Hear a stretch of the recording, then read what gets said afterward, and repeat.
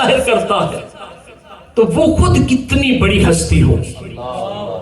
اور ہم سنتے رہتے ہیں فلاں جو کہ فلاں ولی ہے فلاں ولی ہے، اور حضور غوث پاک تو ایسے ولی ہیں کہ ولادت سے پہلے حضور نبی اکرم صلی اللہ علیہ وسلم ان کے والد گرامی کے خواب میں آ کر خوشخبری سناتے ہیں. ان کا لقب، ان کی کنیت تھی ابو صالح، اور ان کا لقب جنگی دوست تھا. تو ان کو آپ نے علیہ السلام نے خواب میں آ کر یہ خوشخبری سنائی کہ یا ابا صالح آتاک اللہ ابنا ولیا وہو محبوبی و محبوب اللہ تعالی، کہ اے ابو صالح تجھے رب ایسا بیٹا عطا کرنے والا ہے کہ جو اللہ کا ولی ہے اور جو میرا بھی محبوب ہے، میرے رب کا بھی محبوب ہے. اور سن تیرے اس بیٹے کی شان کتنی بلند ہوگی. سَيَكُونُ شَانُهُ فِي الْأَوْلِيَاءِ وَالْأَقْطَابِ كَشَانِي فِي الْأَنْبِيَاءِ وَالرُّسُلِ، تیرے اس بیٹے کی شان ولیوں میں اور اقطاب میں اس قدر بلند ہوگی جیسے میری شان نبیوں رسولوں میں بلند ہوگی. تو جن کی ولادت سے پہلے آقا علیہ السلام ان کی ولایت کی خوشخبری دیں تو پھر ولادت کے بعد ان کی ولایت کا عالم کیا ہوگا. جب وہ جوانی کو پہنچے ہوں گے، علوم ظاہریہ حاصل کر لیے ہوں گے، پھر ان کی ولایت کا مقام کیا ہوگا. اور پھر جب 25 سال تک عراق کے ریگستانوں میں مجاہدات کر کے مسند شیخیت پر بیٹھ کے ہوں گے تو پھر ان کی ولایت کا عالم کیا ہوگا. اور جب آپ مسند شیخیت پر براجمان ہوں گے تو کسی شخص نے آپ سے سوال کیا کہ حضور بتائیے تو صحیح کہ متى علمت انک ولی اللہ، کہ آپ کو کب پتا چلا تھا کہ آپ اللہ کے ولی ہیں. تو آپ مسکرا پڑے اور کہا کہ کتنی پرانی بات پوچھ ڈالی ہے. ارے سن، یہ تو میرے بچپن کی بات ہے کہ جب میں بستہ لے کر گھر سے نکلتا مکتب کی طرف جاتا تھا تو اس وقت مجھے فرشتوں کی آوازیں آتی تھیں اور ایسا لگتا کہ کوئی میرے آگے چلتا ہے، کوئی پیچھے چلتا ہے اور کوئی اعلان کر رہا ہے لوگوں رستہ چھوڑ دو، اللہ کا ولی آ رہا. نعرہ تکبیر، نعرہ رسالت، نعرہ حیدری، نعرہ غوثیہ. تو حضور غوث پاک رضی اللہ تعالیٰ عنہ اللہ کے کامل ولی ہے. اور قرآن کریم کی جو آیت میں نے تلاوت کی نا، ان اولیاء الا المتقون، کہ اللہ کے اولیاء، اللہ کے دوست، اللہ کے ولی صرف اور صرف متقی لوگ ہیں. صرف حاصل کر دیا قرآن نے، رب فرما رہے صرف متقی لوگ ہیں. اور حضور غوث پاک رضی اللہ تعالی عنہ آپ کا تقوی کتنا اعلیٰ تھا، کتنے بڑے مقام پر آپ فائز تھے. آپ کی عبادات کا حال دیکھیں، آپ کی ریاضتوں کا حال دیکھیں. یعنی تقوی ویسے تو ہم پر جو ہم مکلف ٹھہرتے ہیں جب سن بلوغت کو پہنچ جائے، کوئی بالغ ہو جائے تو پھر اس پر احکام لازم ہوتے ہیں، اس کی طرف متوجہ ہوتے ہیں. اب اس پر لازم کہ یہ کرنا ہے کہ نہیں کرنا، فرائض و واجبات جو ہے اس کی طرف متوجہ ہو جاتے ہیں. لیکن حضور غوث پاک کی جب ولادت ہوئی نا تو رمضان المبارک کا مہینہ، تو رمضان المبارک کا مہینہ ربی ولادت ہوئی ہے، اور سارا دن آپ اپنی والدہ کا دودھ نہیں پیتے تھے. جب افطار کا وقت ہوتا تو پھر دودھ پیا کرتے تھے. تو بچپن میں یعنی پیدا ہوتے ہی جن کا انداز یہ ہے، پھر علوم ظاہریہ کے حصول کے بعد، پھر علوم باطنیہ کے حصول کے بعد ان کی تقوی و طہارت کا عالم کیا ہوگا. تو حضور غوث پاک رضی اللہ تعالی عنہ نے علوم ظاہریہ حاصل کیے، اور اس کے بعد 25 سال تک آپ فرماتے ہیں کہ میں نے عراق کے ریگستانوں میں مجاہدات کیے، ریاستیں، نوافل پڑھے، رب کی رضا کے لیے، نفس کشی کے لیے مجاہدات کرتا رہا اپنے رب کو راضی کرنے کے لیے. اور فرماتے ہیں کہ اس دوران جو مجھ پر مصائب آئے، جو مصیبتیں آئیں، جو پریشانیاں آئیں، اگر کسی پہاڑ پر ڈال دی جائیں تو وہ پہاڑ بھی ریزہ ریزہ ہو جائے. یہ سب کو برداشت کرتے رہے. ایسا نہیں پہلے دن وہ مسجد شیخیت پر بیٹھ گئے اور 11ویں شریف شروع ہو گئی، نذرانے آنا شروع، لوگ آنا شروع، ایسا نہیں. یہ جو ہستیاں ہیں ان نے محنتیں کی ہوئی ہیں، ان نے ریاضتیں کی ہوئی ہیں، عبادات کی ہوئی ہیں. آپ کی سیرت کو اٹھا کر پڑھیں، فرماتے ہیں ایک سال صرف میں پتے کھا کر گھاس کھا کر گزارا کرتا رہا، یا کوئی مجھے گیری پڑی کوئی چیز کھانے والی چیز مل جاتی تو وہ کھا کر میں گزارا کرتا تھا، اور پھر کھا کے میں بس اپنی عبادت میں لگ جاتا، ریاضت میں لگ جاتا. ایسے ایسے مصائب، ایسی مصیبتیں آئیں، پریشانیاں آئیں، لیکن حضور غوث پاک کے پائے ثبات میں لغزش نہیں آئی، استقامت کے ساتھ لگے رہے. اور پھر اللہ تبارک و تعالیٰ نے کیسا مقام عطا کیا. حضور نبی اکرم صلی اللہ تعالی وسلم کی نگاہ عنایت سے کیسا مقام ملا کہ آپ ہی وہ اللہ کے ولی ہیں کہ پھر جنہوں نے پر سرے منبر یہ اعلان کیا وہ وقت بھی آ گیا، وہ مقام بھی ملا کہ آپ نے پر سرے منبر اعلان کیا کہ قدمی حاضہی علی رقبۃ کل ولی اللہ، کہ میرا یہ قدم ہر ولی اللہ کی گردن پر. اور رب ذوالجلال نے آپ کی اس اعلان کو بھی وہ کرامت بخشی کہ اس وقت دنیا میں جہاں کہیں بھی کوئی ولی بیٹھا تھا جو مرتبہ ولایت پر تھا، وہ کسی غار میں تھا، وہ ریگستان میں تھا، جنگل میں تھا، اپنے حجرہ میں تھا، یا مریدین کے سامنے تھا، اپنے طلباء کے سامنے تھا، رب نے سب تک وہ آواز پہنچائی. ہر ایک نے آواز سنی اور لبیک کہا، اپنی گردنوں کو جھکا لیا، اور جس نے سب سے پہل کی اور زیادہ ادب بجا لایا، رب ذوالجلال نے اس کو اتنا ہی زیادہ مرتبہ بلند کر دیا، اس کا مرتبہ اتنا ہی بلند ہو گیا. خواجہ معین الدین چشتی اجمیری رحمت اللہ تعالی علیہ اس وقت ایک غار میں بیٹھے عبادت کر رہے تھے. جب اعلان ہوا، سنا، سر کو جھکایا اور کہا حضور نہیں صرف گردن پر نہیں، آپ کا قدم ہماری ساری آنکھوں پر بھی. اور حضور غوث پاک نے اپنے کشف سے جانا اور کہا کہ معین الدین بازی لے گیا، کہ وہ ہمارا ادب بچا لایا. اللہ تبارک و تعالیٰ نے اس کو سلطان الہند بنا دیا. تو جو بھی آپ کے دور میں بھی جس نے آپ کا ادب کیا، کیوں آپ اللہ کے ولی ہیں، ولی اللہ کا ادب جو ہے وہ یقیناً رب کی رضا کے لیے ہوگا. تو جب اللہ کی رضا کے لیے کسی ولی کا کوئی ادب کرتا ہے تو اللہ تبارک و تعالیٰ اس کو مراتب عطا فرماتا ہے، اس کے درجات بلند فرماتا ہے. اور حضور غوث پاک رضی اللہ تعالیٰ عنہ اللہ کے کامل ولی، اور ان سے محبت رکھنا ضروری. اور اگر کسی ولی کی بھی، یہ تو ولیوں کے سردار ہیں، حضور غوث پاک اپنے زمانے کے بعد میں قیامت تک آنے والے جو اولیاء ہیں ان کے سردار ہیں، بلکہ وہ آپ کے صدقے ہی سے درجہ ولایت کو پہنچیں گے. اب خلعتیں آپ ہی تقسیم کرتے ہیں، تو آپ سے تعلق رکھنا، ادب بجا لانا کتنا ضروری ہے. حدیث قدسی ہے صحیح بخاری شریف میں، حضور علیہ السلام نے ارشاد فرمایا کہ اللہ تبارک و تعالی ارشاد فرماتا ہے کہ من عاد لی ولیًا فقد آذنتہ بالحرب، کہ جو کوئی میرے کسی ولی سے عداوت رکھے، ولی سے دشمنی رکھے، بغض رکھے، تو رب کو دیکھے اپنے ولیوں سے پیار کتنا ہے، محبت کتنی ہے. رب فرماتا ہے اس سے میں اعلان جنگ کرتا ہوں.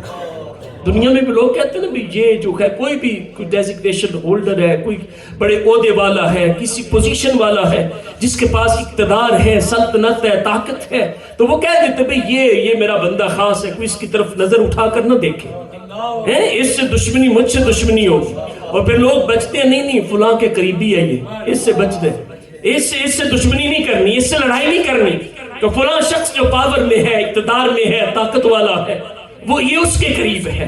اور یہ رب فرما رہے کہ میرے ولی سے عداوت کی نا تو میں اس سے اعلان جنگ کرتا ہوں. اور پھر اللہ تبارک و تعالیٰ نے ارشاد فرمایا کہ وَمَا تَقَرَّبَ عَبْدِي إِلَيَّ بِشَيْءٍ أَحَبَّ إِلَيَّ مِمَّا افْتَرَضْتُ عَلَيْهِ، کہ میرا بندہ جو ہے میرا قرب کسی بھی شے کے ذریعے اتنا نہیں پا سکتا جتنا اس شے کے ذریعے جو میں نے اس پر فرض کی. مجھے سب سے زیادہ محبوب وہ ہے جو میں نے فرض کی، یعنی اپنے فرائض مکمل کرے گا. گویا کہ ترتیب سرکار ارشاد فرما رہے کہ رب کا مقرب کوئی، رب کا ولی، رب کا محبوب بنتا کیسے ہے کہ پہلے فرائض پورے، پھر فرمایا ما یتقرب الی عبدی، پھر میرا بندہ ما یزال یتقرب عبدی بالنوافل حتی احبہ، کہ پھر میرا بندہ نوافل کے ذریعے، نفلی عبادات کے ذریعے، نفلی نمازوں کے ذریعے، نفلی روزوں کے ذریعے، نفلی خیرات کے ذریعے وہ نیک اعمال کرتا ہے جو نفلی ہے، تو ان کے ذریعے وہ میرا قرب پاتا رہتا ہے، قرب پاتا رہتا ہے۔ پھر وہ مقام آ جاتا ہے، رب فرماتے ہیں حتی احبہ، پھر اس شخص کو میں اپنا محبوب بنا لیتا ہوں۔ یعنی پہلے تو وہ اعلان کرتا ہے نا مجھے رب سے محبت ہے، میں رب کا محب ہوں، وہ اعلان کرتا رہتا ہے، کوشش کرتا رہتا ہے، پھر مقام آ جاتا ہے کہ رب بھی فرماتا ہے کہ یہ میرا محبوب ہے، حتی احبہ، یہاں تک کہ میں اس سے محبت کرتا ہوں۔ اور پھر جس سے رب محبت کرے، اب ایسا نہیں ہے وہ دیکھنے میں ہمیں دوسرے لوگوں کی طرح نظر آئے گا، اس کی بھی دو کان، دو آنکھیں، دو ہاتھ، دو ٹانگیں، ویسا ہی ہوگا، لیکن جو رب کا محبوب بن جائے اس کی ان اعضاء کی طاقت کا اندازہ کون کر سکتا ہے؟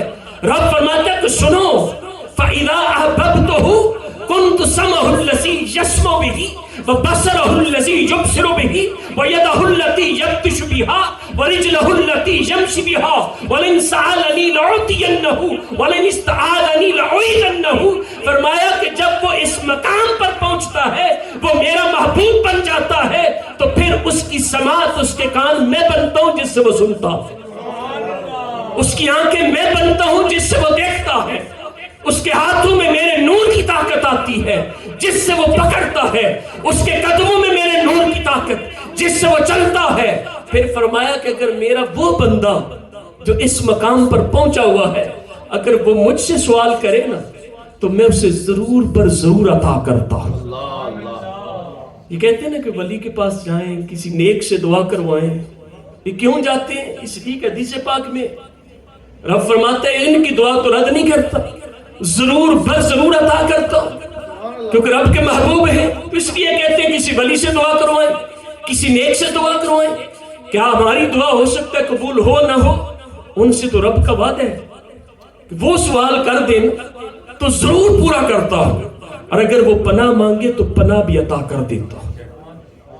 اب جو رب کا محبوب بن گیا اب وہ عام نہیں رہا، اور اس کی سماعت وہ عام انسان کی سماعت نہیں ہے، اس کی قوت سماعت میں نور خدا کی طاقت آ گئی، اس کی قوت بصارت میں نور خدا کی طاقت آ گئی۔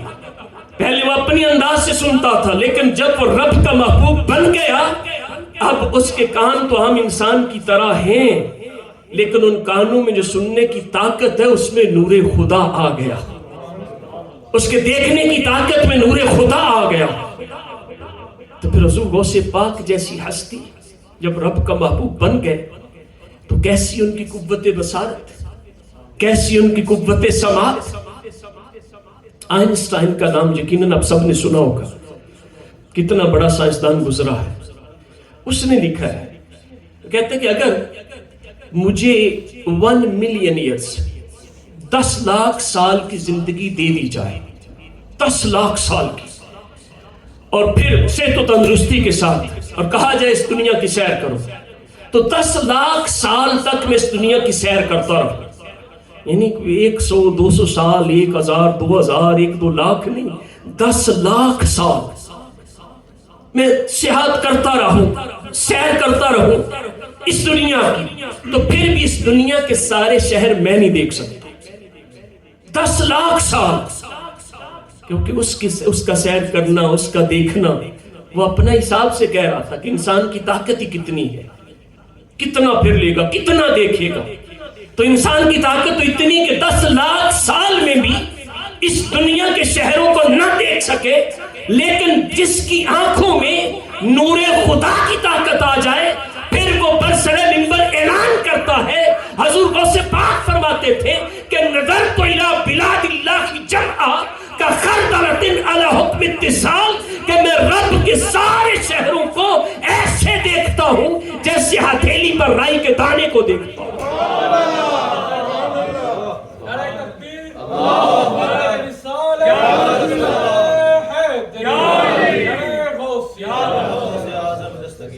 رائی کے دانے کو آپ بیٹھے ہتھیلی پر رائی کے دانے کو رکھ کر جس طرف سے چاہے دیکھ سکتے ہیں. تو جو نور خدا کی طاقت سے دیکھتا ہے وہ پھر اس مقام پر پہنچتا ہے کہ اپنی جگہ پر بیٹھ کر جس طرف نظر اٹھائے. اور آئنسٹائن نے تو دنیا کے شہروں کی بات کی تھی اور حضور غوث پاک کہتے ہیں بلاد اللہ، رب کے شہر جہاں جہاں آباد ہے ان سب کو دیکھتا ہوں ایک ہی نظر میں جیسے رائی کے دانے کو دیکھتا ہوں. تو یہ جو اولیاء کی باتیں کیونکہ اب ان کا دیکھنا جو ہے وہ نور خدا کی طاقت سے ہے، نور خدا کی طاقت سے. اسی لیے حضور غوث پاک رضی اللہ تعالیٰ عنہ جب بھی نظر اٹھاتے دیکھنا چاہتے تو دیکھ لیتے تھے اور سننا چاہتے تو سن لیتے، کیونکہ اب ان کی سماعت جب اس مقام پر پہنچ گئے تو وہ عام انسان کی طرح نہیں. اس سماعت میں نور خدا کی طاقت، اس بصارت میں نور خدا کی طاقت، اس پکڑنے میں ہاتھ بڑھانے میں نور خدا کی طاقت. اس لیے حضور غوث پاک فرماتے ہیں کہ میں مشرق میں ہوں یا مغرب میں ہوں، میرا مرید مشرق میں ہو، اس کا ستر کھل جائے تو وہیں سے ہاتھ بڑھا کے ڈانپ دیا کرتا ہوں کہ ان ہاتھوں میں بھی اب نور خدا کی طاقت ہے، ان کے قدموں میں بھی نور خدا کی طاقت ہے. اور پھر وَلَنْ سَأَلَنِي لَأُعْطِيَنَّهُ کہ اگر میرا وہ بندہ کوئی سوال کرے تو ضرور بر ضرور اس کو عطا کرتا ہوں، اس کے سوال کو رد نہیں کرتا. اللہ تبارک و تعالی نے اپنے محبوبوں سے یہ وعدہ فرمایا. اور حضور غوث پاک رضی اللہ تعالیٰ عنہ اس لیے لوگ جب آپ سے دعا کرواتے آپ مستجاب الدعوات تھے، اس کا مصداق تھے حدیث پاک کا کہ آپ دعا کرتے اللہ تبارک و تعالیٰ دعائیں قبول فرماتا تھا. اور پھر جب کہتے ہیں اللہ کے ولی ہے تو ولی جو ہے اس میں سے کئی سارے معنی ہیں. حکیم الامت مفتی احمد یار حنیمی علیہ رحمہ نے علم القرآن کتاب میں لکھا کہ صرف لفظ ولی جو ہے یہ قرآن کریم میں 11 ڈیفرنٹ میننگز کے لیے استعمال ہوا ہے کہ ایک جگہ پر ایک معنی ہے، دوسری جگہ پر دوسرا معنی ہے، تیسری جگہ پر تیسرا معنی ہے. اللہ تبارک و تعالیٰ کو بھی ولی کہا جاتا ہے، اللہ ولی چکا. مومن کو بھی المومن ولی اللہ، جبریل امین کو بھی ولی کہا گیا ہے. ٹھیک ہے، دوست کو بھی ولی کہتے ہیں. اور رشتہ داری میں جو شخص ہے اس کے بعد والا جو اس کا پہلا وارث بنے گا اس کے بارے میں ولی کا لفظ استعمال ہوتا ہے، اس کا ولی کون ہے. تو یہ کئی معنی میں استعمال ہوتا ہے. تو ولی کا ایک معنی ہے متصرف، تصرف کرنے والا. اس علماء نے کئی سارے اس کی قسمیں بیان کی ہیں کہ تصرف حیاتی بھی ہے، تصرف حالی بھی ہے، تصرف نفسی بھی ہے، کئی ساری قسمیں ہیں. تو ولی کا معنی متصرف. رب تعالیٰ تو حقیقی متصرف ہے کہ وہ لوگوں کی حالت کو بدل دیتا ہے، وہ رب ہی ہے. لیکن اللہ تبارک و تعالیٰ اپنے اولیاء کو، اپنے نیک بندوں کو بھی یہ طاقت عطا کرتا ہے، ان کو اذن بھی عطا کرتا ہے کہ وہ بھی پھر جب کسی پر نظر ڈالتے ہیں تو اس کی حالت کو بدل دیتے ہیں. اس لیے ان کو بھی ولی کہا جاتا ہے. وہ بھی تصرف کرتے ہیں، وہ بھی متصرف ہے رب کی عطا سے. رب حقیقی متصرف ہے اور رب کے حکم اور عطا سے ولی جو ہے وہ بھی متصرف، کیونکہ ولی کا ایک معنی ہے تصرف کرنے والا. تو حضور غوث پاک کا تصرف تو کمال کا تھا، کمال کا. نظر ڈالتے کسی پر اپنی خاص نظر ڈالتے تو اس کے حجابات اٹھ جاتے کہ اس کو آسمانوں میں فرشتے بھی نظر آ رہے ہوتے تھے. پھر آپ اس کو یہ طاقت عطا کرنے کے لیے اس کے سینے پر ہاتھ رکھتے تھے. جب ہاتھ رکھتے نا تو اس کو اس قابل بنا دیتے کہ یہ سب کچھ، یہ تجلیات وہ برداشت بھی کر سکے. حضور غوث پاک رضی اللہ تعالیٰ عنہ جب مسند شیخیت پر فائز ہو گئے، آخری بات اس کے بعد فنش، مسند شیخیت پر فائز ہو گئے تو پھر آپ بڑا عالی شان لباس پہنا کرتے تھے جو اس وقت کے بادشاہ پہنتے تھے. اور حقیقی بادشاہ اور حقیقی شہنشاہ تو وقت کے اولیاء اور علماء ہی ہوتے ہیں. یقیناً وہی حقیقت میں اس لباس کے حال ہوتے ہیں. آپ بہت کمال لباس پہن، بہت مہنگا لباس پہنتے تھے اور سفر کرتے، کبھی اکیلے کرتے، کبھی جو ہے وہ لوگوں کے ساتھ کرتے. تو ایک دفعہ بالکل اکیلے سفر کر رہے ہیں، رستے میں ایک جنگل کا حصہ آتا تھا جہاں سے آپ نے گزرنا تھا. تو اس جنگل میں اس رستے میں ایک شخص تھا. اس وقت لوگ مختلف انداز سے چوریاں ڈاکے ڈالتے تھے. تو ایک ایسا ڈاکو تھا کہ جس کا انداز تھا کہ وہاں سے کوئی شخص گزرتا تو اس سے کچھ سامان چھین لیتا، کپڑے اچھے ہوتے تو وہ اسے اتروا لیتا. تو جب اس نے وہ بیٹھا ہوا تھا اپنے مقصد کے لیے تو دور سے دیکھا کہ ایک شخص آ رہا ہے اور بڑا عالیشان لباس ہے. تو اس نے دیکھ کر ہی کہا آج تو میرا کام بن گیا. اور واقعی اس کا کام بن گیا. تو کڑا دیکھ رہے جب بزرگوں سے پاک کراس کر کے جہاں وہ بیٹھا یا کھڑا دیکھ رہا تھا تو آگے چلے پیچھے وہ لیا. آگے اس نے خاص اپنا ایک پوائنٹ رکھا ہوا تھا جہاں جا کر اٹیک کرتا تھا. تو پیچھے ہو لیا، پیچھے پیچھے چل رہا ہے. جب اس مقام پر جا کر پیچھے جبے کو ہاتھ ڈالا نا تو حضور غوث پاک رضی اللہ تعالی نے مڑ کر پیچھے دیکھا.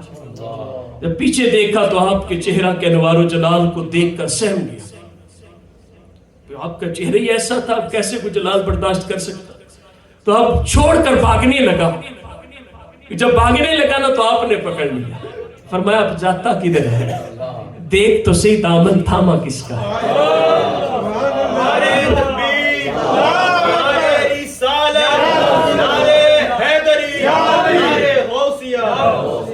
اب کہاں جاتا ہے، اس کو پکڑا، سینے سے لگایا، ساری قدورتیں سینے سے نکال دی، اس کے دل کا تزکیہ ہو گیا اور اسی وقت اس کو مقام ولایت پر فائز کر دیا.